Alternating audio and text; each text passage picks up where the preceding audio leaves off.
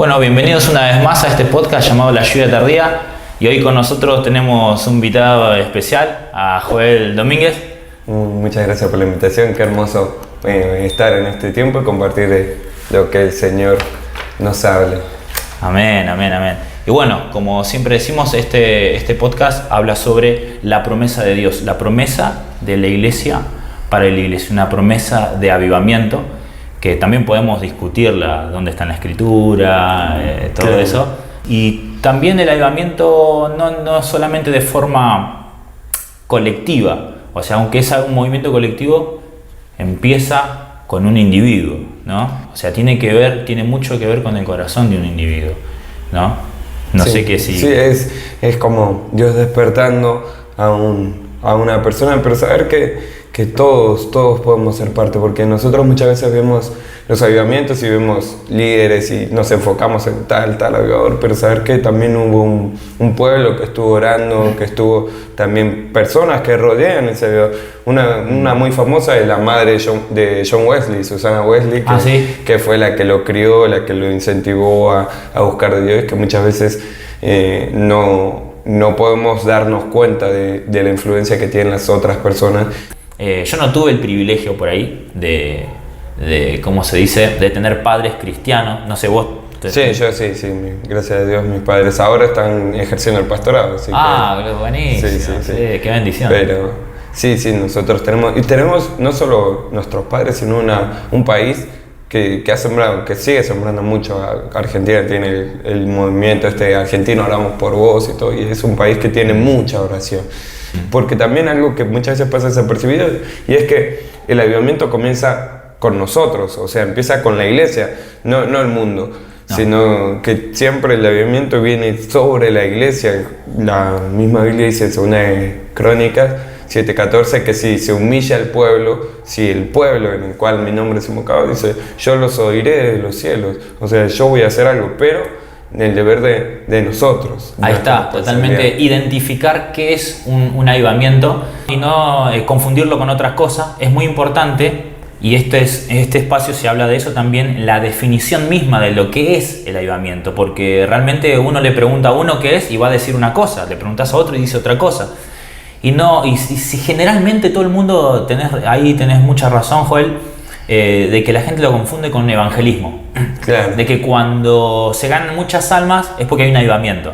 Y realmente evangelismo no es avivamiento, sino que el evangelismo, cuando se ganan muchas almas, es el efecto del despertar de la iglesia. Claro. Y a mí me encanta lo que dice Charles Finney. Dice que la iglesia es más culpable de no estar avivada que el mundo de estar perdido. Porque la conversión del mundo depende del avivamiento de la iglesia. Tremendo, sí. Entonces, nunca se va a salvar el mundo si nosotros no estamos ardiendo por Cristo, ardiendo en pasión por las almas perdidas, que eso es lo que le apasiona a Jesús, ¿verdad? Entonces, siempre que haya un avivamiento en mi vida personal, siempre así, la relación vertical va a influir siempre la relación horizontal. Claro. Pero no hay que buscar afectar a los demás, hay que buscar afectar el corazón de Dios. Así es. O sea, porque una de las cosas que yo comprendí es que, o sea, Dios reacciona a nuestras acciones. Dios reacciona a nuestras acciones. Tremendo. En el tiempo que Jesús habla a los discípulos, le dice, ustedes son la luz. Nosotros muchas veces, si lo ponemos ahora, decimos la luz se prende con una bombilla, con electricidad. Pero en ese tiempo la luz era una lámpara que se usaba con aceite y con fuego. Entonces nosotros necesitamos ese aceite para mantener ese fuego ardiendo, para poder iluminar, para poder cumplir nuestra función, porque nosotros somos lámparas y tenemos que entender eso, que venimos a iluminar, a impactar, que nuestro trabajo es iluminar las tinieblas. Tremendo, porque ahí estás diciendo estás graficando una idea, como hacía Jesús. A través de una parábola podíamos comprender una verdad espiritual. Somos lámpara, dijiste. Y es tremendo porque no somos el fuego.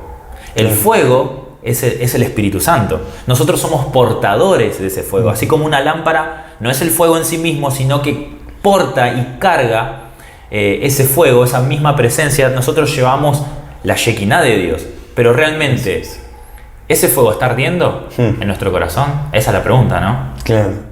John Wesley decía, arde en fuego por Dios y la gente va a venir a verte arder en ese fuego. ¡Wow! Y esa es nuestra responsabilidad. ¿Cómo hago para mantener ese fuego encendido cuando no lo deseo? Cuando no hay en mi corazón esa perseverancia, o por ahí no le doy...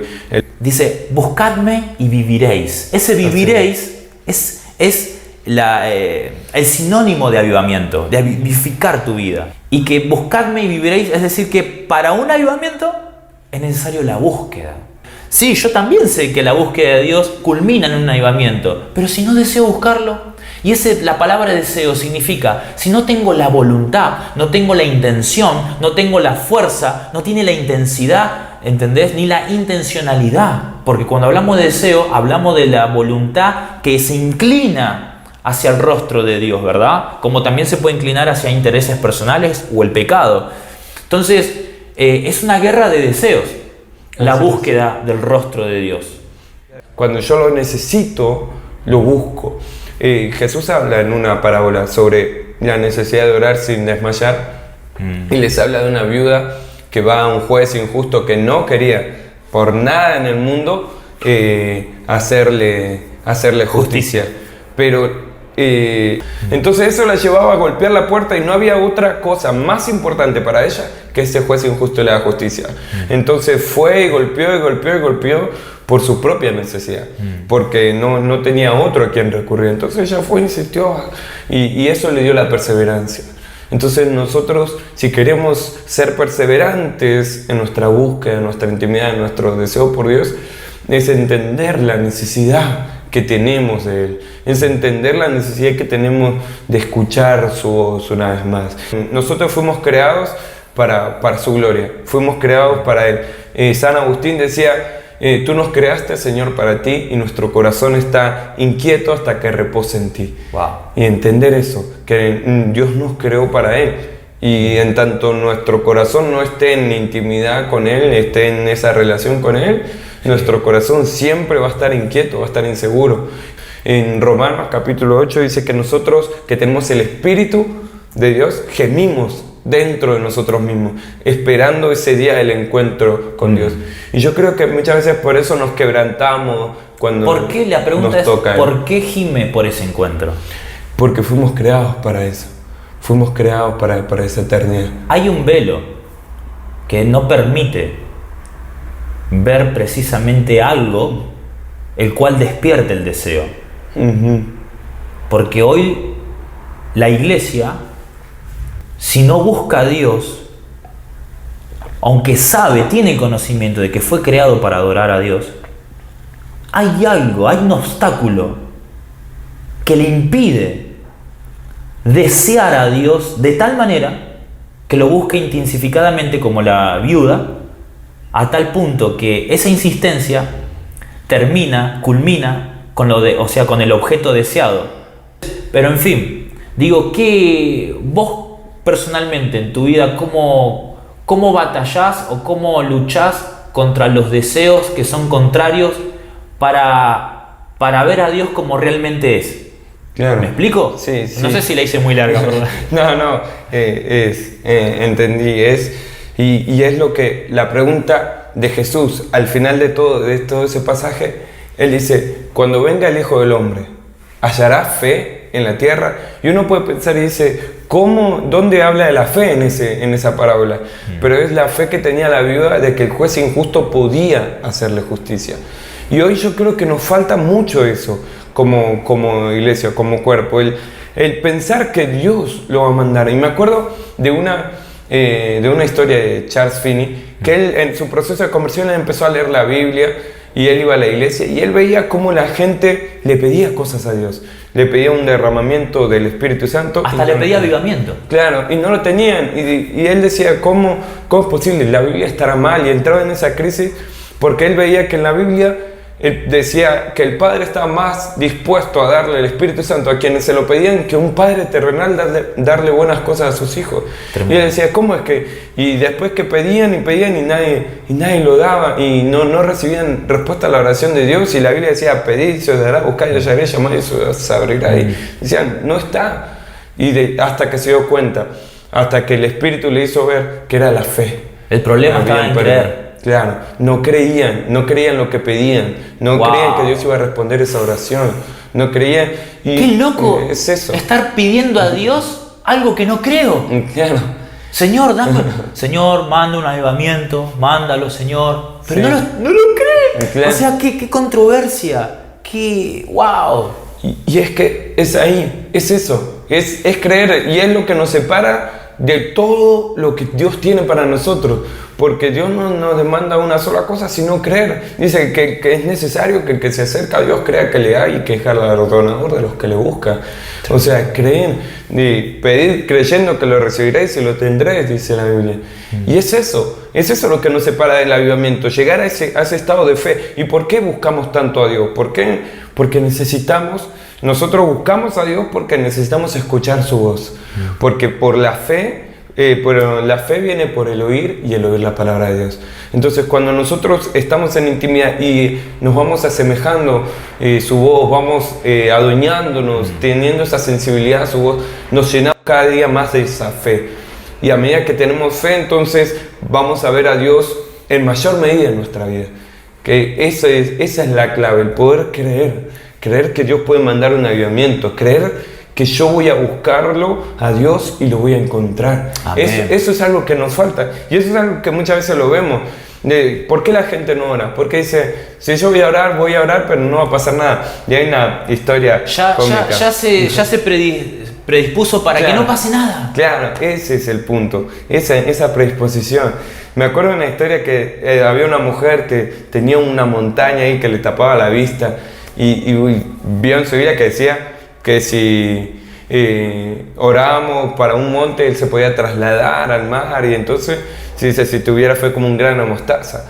Entonces esa mujer dijo, bueno, voy a orar, y se puso a orar y dijo, Señor, que mañana cuando me levante ese monte ya no esté más delante de mi ventana, te lo pido, Señor, en el nombre de Jesús. Bueno, se fue a acostar.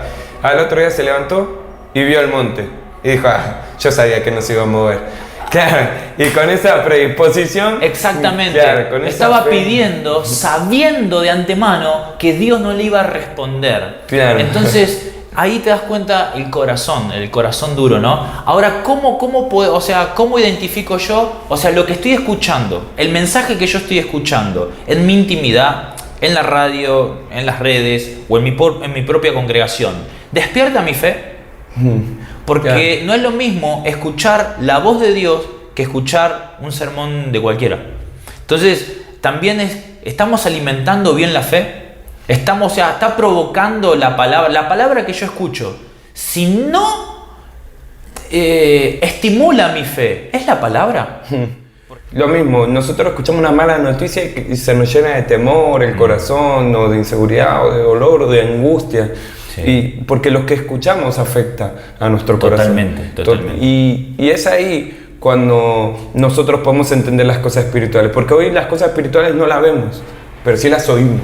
Y así como Elías vio una pequeña nube y le dijo a su criado, dile a Acab que unza su carro, porque una gran lluvia se oye, porque lo espiritual se oye. Por eso vemos a María sentada a los pies de Jesús, dice, oyendo su palabra. Wow. Porque cuando escuchamos la voz de Dios, eso nos llena de fe para creer en las promesas, en lo que Dios haga. Y si algo necesitamos es eso, una vida que gire en torno a escuchar la voz de Dios, que nos llene de esa fe. Amén. Tremendo lo que acabas de decir, de que cuando se oye una tormenta que viene, y hay gente que no percibe que viene un gran avivamiento, y es el último gran avivamiento que viene sobre la iglesia.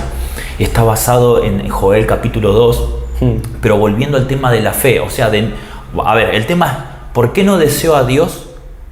O sea, no busco a Dios porque no lo deseo. ¿Por qué no lo deseo?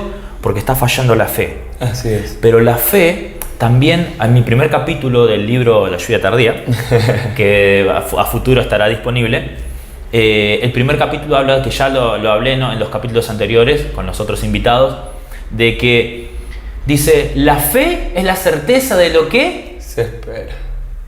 Si yo no estoy esperando, Joel, adelante nada de parte de Dios, no estoy esperando un mover de parte de Dios, un avivamiento, la fe no se me va a activar. Claro. Porque la fe necesita un objeto para hacerlo su esperanza, su promesa. Y si yo como pueblo de Dios no me identifico con mi propia historia, con la historia bíblica, no voy a darle continuidad. Y el peligro de que ese avivamiento no se cumpla en mi vida es que el plan redentor de Dios está en juego. O sea, en mi vida, en mi ciudad, en mi barrio, en mi familia, en mi vida personal, porque Dios lo va a hacer en otra parte. Si no lo hace con vos, lo hace en otra parte. Y nosotros vemos que Dios, cuando Moisés no quiso tomar su lugar, lo tomó Aarón. Dios cumple su propósito, pero uno no se puede perder ese propósito porque es más grande que uno mismo, es más grande que tu vida. Entonces, ¿por qué un avivamiento? Porque es la promesa para esta época y la gente, la iglesia, no identifica la promesa de esta época. En Abraham, en la época de los patriarcas, que son dispensaciones, o sea, no es una dispensación, es un periodo determinado de tiempo, Abraham se le prometió un hijo, ¿verdad? Isaac. Él lo hizo esa esperanza. Y la fe, tuvo fe Abraham porque tuvo una promesa clara, objetiva, un hijo, del cual se hizo la esperanza futura que le despertó la fe. Así es. ¿Se cumplió? Se cumplió. Porque una promesa clara te genera una fe clara. Viene Moisés. ¿La promesa cuál era? 400 años de cautividad, el pueblo saldrá. Cuando él comprende la promesa de Dios, la cree y por creerla se activa la fe y salen de Egipto. Llega Josué, tiene otra promesa. ¿Cuál es? La tierra prometida. Bueno, como veníamos diciendo, hicimos un break acá por un tema de las cámaras, pero así como Abraham esperó un hijo, Moisés esperó un éxodo y Josué esperó una tierra prometida, todos ellos tuvieron, o sea, se le activó la fe porque tenían bien en claro aquello que Dios les había prometido para esa época. O sea, Moisés no esperó un hijo, ¿te das cuenta? Ni el otro esperó otra cosa. Entonces, en cada dispensación, Dios promete algo específico y el cumplimiento de esa promesa, que es a través de un intercesor, un ser humano, se despliega el plan redentor de Dios para esa generación. Y Dios, a través de las dispensaciones, fue cumpliendo su promesa, y el plan es como un rollo que se fue desenrollando, ¿verdad? Y hay cada vez más luz del plan de Dios completo. ¿Y qué es ese plan? Es Cristo mismo, es la manifestación. Por eso ahora nosotros, cuando manifestamos un avivamiento, lo que ve la gente es la gloria de Dios y ve a Cristo. Y la revelación que nosotros tenemos de Cristo no es la que tuvo Pedro. Y la que tuvo Pedro no es la que tuvo Isaías. Y la que tuvo Isaías no es la que tuvo David. Y la que tuvo David no es la que tuvo Abraham. Todos tuvieron un pequeño haz de luz. Nosotros ahora tenemos más luz que ellos. Y vos fíjate que cómo culmina esta dispensación en el arrebatamiento, en la venida de Cristo. Y el cumplimiento de esa promesa manifiesta a Cristo, al Hijo de Dios. Es decir, que cada cumplimiento nos llevó a Cristo, a la manifestación total. Por eso, ¿qué espera la iglesia? Esa es la pregunta que yo hacía en los otros podcasts. ¿Qué espera? ¿Qué es lo que está esperando? ¿Qué espera la iglesia de parte de Dios? Claro. ¿Una iglesia más grande? ¿Un templo más cómodo? ¿Un aire acondicionado más...? Y esas son promesas que Dios puede cumplir, pero son temporales y pasajeras. Más la promesa bíblica, la cual yo me identifico como pueblo de Dios, que es para esta generación, que es el avivamiento. Y yo por eso me digo, ¿por qué tanto avivamiento, Darío? ¿Por qué querés tanto? Porque el avivamiento cumple el plan redentor para mi generación. Y eso lleva a una revelación mayor de mostrar a Cristo. ¿Y para qué mostrar la gloria de Cristo? No a Cristo el histórico, la gloria de Cristo, aquella gloria la cual se encontró Saulo de Tarso se encontró con la gloria de Cristo, un Cristo glorificado, y 30 años de un Saulo religioso, de tal manera que él perseguía a la iglesia y mataba. 3 segundos ante la belleza y la gloria manifiesta de Cristo, 3 segundos derribaron 30 años de un Saulo religioso. Porque dice 2 de Corintios, mirando a cara descubierta, ¿qué? La gloria manifiesta de Dios. ¿Somos qué? transformado. Entonces la transformación del creyente depende de esa manifestación. Ahora, esa gloria, esa manifestación de la gloria de Dios que queremos en la iglesia, una iglesia gloriosa, ¿es posible sin un avivamiento? Claro. Entonces el avivamiento es el medio para llegar al fin, no es el fin en sí mismo. ¿Te das cuenta? No es el fin en sí mismo. Entonces, ¿por qué busco yo, Darío, por qué busca un avivamiento? Porque busco la gloria de Dios. Porque Dios se glorifica más en un pueblo que se satisface en Él, que está gozoso en Él. Si yo soy feliz en Dios, más gloria recibe. Entonces, el propósito de un avivamiento es santificar una iglesia para Cristo y ganar al mundo. Ese es el efecto, gana al mundo. Y estos dos propósitos, cuando se cumplen, le dan mucha gloria al Padre. Y vos y yo fuimos creados para la gloria de Dios. De hecho, la salvación, la justificación, no es el centro. Muchos hicieron de la doctrina de la justificación el centro de la enseñanza. El centro de la enseñanza es la gloria de Dios, ¿no? Porque todos fuimos creados para la gloria del Señor. Porque vos no sos salvo para ir al cielo. Porque si en el cielo no está la gloria de Dios, en vano fuiste salvo.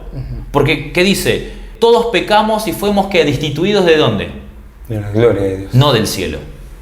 Entonces, si en el cielo no está la gloria, o sea, que el propósito de Cristo morir por nuestros pecados es para reconectarnos a la gloria, a esa belleza, a ese poder, a esa santidad de Dios que al mirarla como Isaías, el chabón fue transformado y tuvo una revelación de Cristo superior, porque cuando Isaías capítulo 6 ve a las faldas llenando el templo, a la santidad, él reconoce que es pecador. Ahí está, lo primero que pasa en un avivamiento es que vos reconoces tu condición pecaminosa. Por más que seas profeta, por más que tenga un cargo acá, vos ves el pecado de tu pueblo y intercedes por tu pueblo, te volvés un verdadero intercesor, porque estás delante de la gloria de Dios. Tu vida está siendo transformada, tan transformada que en el capítulo 60 y 53 Isaías tiene la revelación de Cristo en la cruz.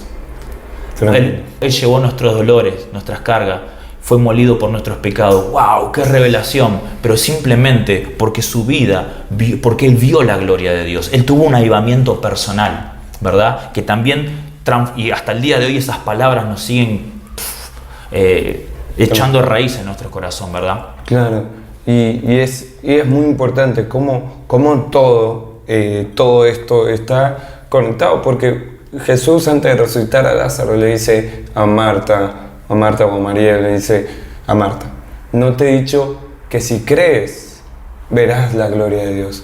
Y hoy por eso nosotros necesitamos llegar a buscar cosas que incentiven esa fe, que nos lleven a crecer en fe. Como vos decís muy bien, el tema de esperar. Y esa pregunta es muy buena. ¿Qué estamos esperando? Porque según lo que estemos esperando, es lo que vamos a recibir. Y si esperamos, no sé, que la iglesia crezca un poco más, vamos a estar por ahí ardiendo por Dios un poco, porque ya cuando la iglesia se llena, listo, nos sentimos satisfechos. Exactamente. Ahora, seguro que si uno está en su congregación, ¿qué está esperando de parte de Dios la congregación? Es una pregunta que hice en San Nicolás, en los hermanos queridos, que les mando un abrazo si se están viendo. ¿Qué estamos esperando de parte de Dios? Yo estoy seguro de que si yo en mi congregación me siento y le pregunto al hermanito que se sienta al lado, ¿qué esperás? Tal vez él me diga: espero un hijo. El otro: ¿qué esperás? Espero una esposa. El otro: ¿qué esperás? Espero una empresa. El otro: ¿qué esperás? Ser sanado. Y estamos esperando diferentes cosas, y es por eso que muchas veces no hay un avivamiento colectivo. Puede haber un avivamiento personal, pero nunca se transforma en algo que impacte mi congregación y por ende mi barrio, porque estamos esperando diferentes cosas. Entonces Dios nos dejó muy claro en las Escrituras el poder del acuerdo, que donde dos o tres, no necesita más, que estuviesen de acuerdo esperando lo mismo, no solamente se activa la fe, sino que el Espíritu Santo se agrada de eso, porque la unción se derrama sobre todo el cuerpo cuando hay unidad. O sea, el vínculo de la paz es la unidad, ¿no? Entonces, viste que la unción cae sobre la cabeza, el rostro, la barba, la túnica, todo el cuerpo hasta los pies.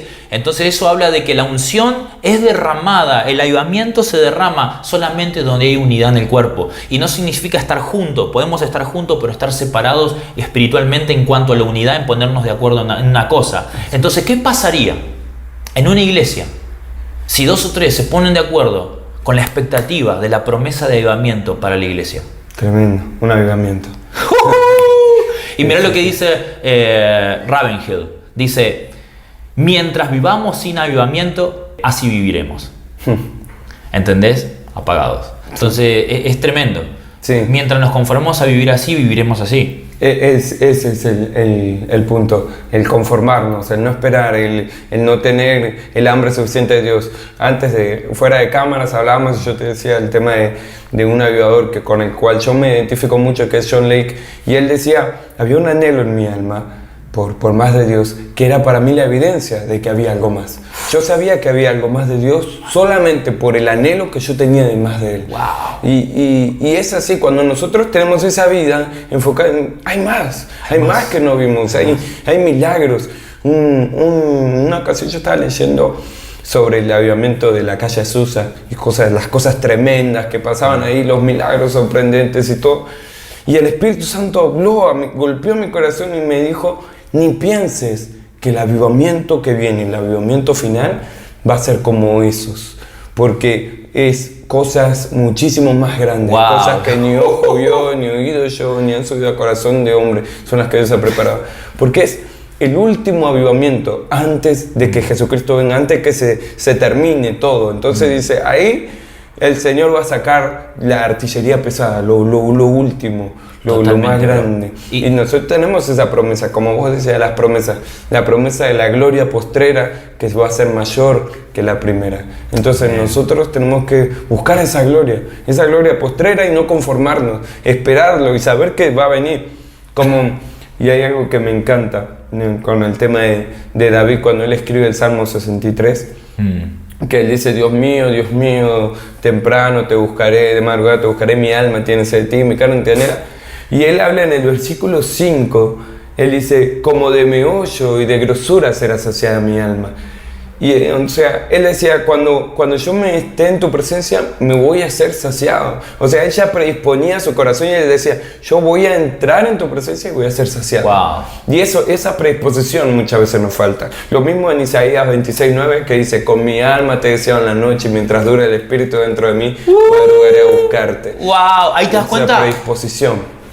Perdón que te interrumpa. Sí. Tengo acá ese versículo, es que lo estoy señalando, con mi alma te he deseado en la noche, nueva versión internacional, y en tanto que dure el espíritu dentro de mí, madrugaré a buscarte. Yo puse acá dos palabras remarcadas, te he deseado y por último, madrugaré a buscarte. Que la búsqueda depende del deseo. Así es. Si yo no deseo algo o alguien, no lo voy a buscar.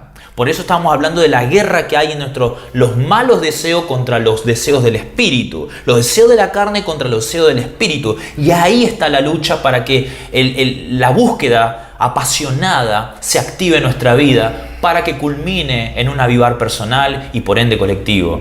Entonces, ¿qué es aquello? Quiero responder a aquellas personas que dicen, buenísimo Darío, buenísimo Joel, ahora entendí que la clave es buscar la presencia de Dios. Pero si no lo deseo, volvemos a la pregunta inicial de este podcast. ¿Y cómo se encienden los deseos? ¿Cuál es el problema con los deseos?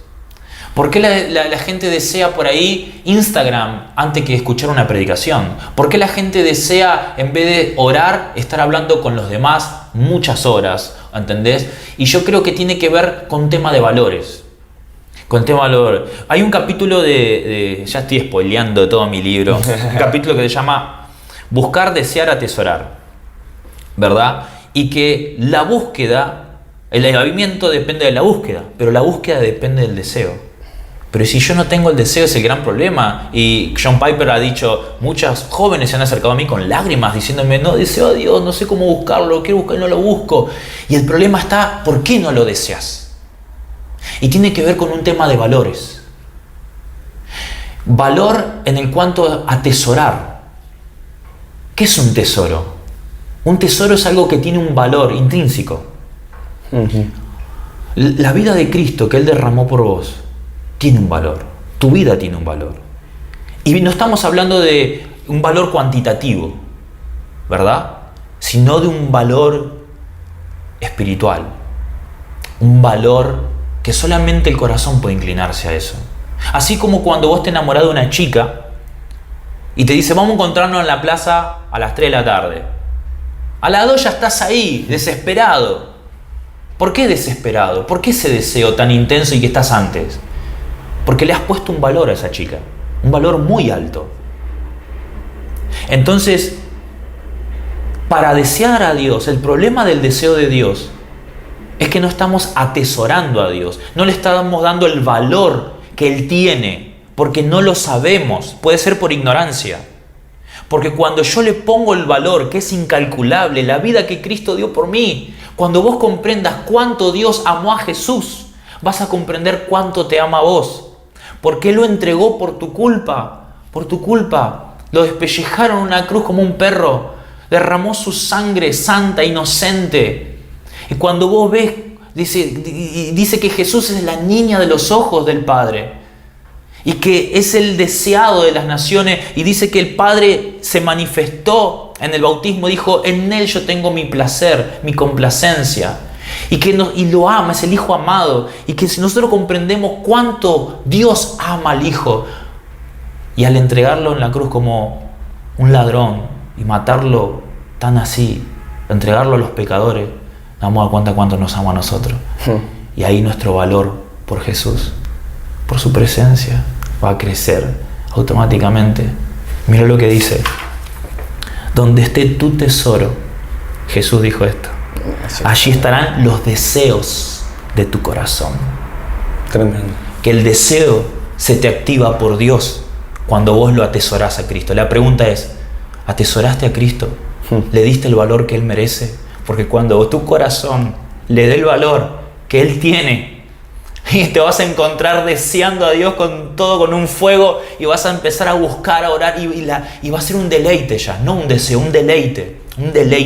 Y ahí el Señor va a cumplir los deseos de tu corazón, de ver ese avivamiento, de ver esa gloria en tu vida, en tu congregación y en tu ciudad, ¿no? Así que realmente yo los dejo con este versículo, donde esté tu tesoro, allí está tu corazón.